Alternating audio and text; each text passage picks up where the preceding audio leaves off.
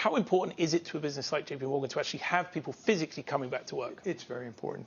I mean, I do think there'll be part of the world where a certain amount of people work from home permanently, certain sales, certain ops, so you can track the productivity, et cetera.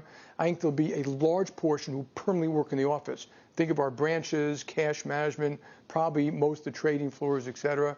And there'll be some hybrids where you spend 2 weeks at home and 2 weeks in the office, or 3 weeks at home, a week in the office, or 3 days and 2 days and 2 days, 3 days. But so I think it will reduce the need for commercial real estate, but there are huge weaknesses to the Zoom world. I mean, most of us learned by an apprenticeship system, by seeing mistakes, going to trips, how do you handle a client, how do you handle a problem.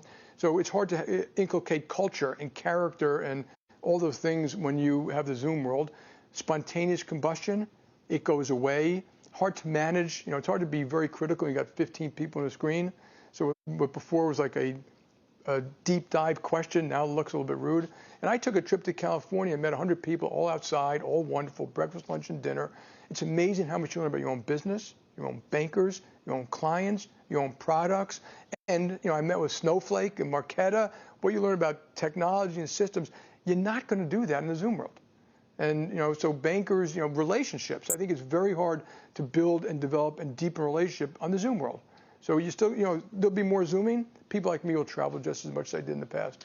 As and when the vaccine does become available for your workforce, will you make it mandatory for people to take it if they do want to return? It's hard to make it mandatory. And there are laws about that. I think what we'd like to do is kind of have carrots and sticks. We want people to take it. I think it's a far better thing. You certainly can't make it mandatory before it's fully accessible. So that question can't even be answered until June. But I do think you may see some companies do it. I mean, I can see an airline doing it or a hotel company doing it.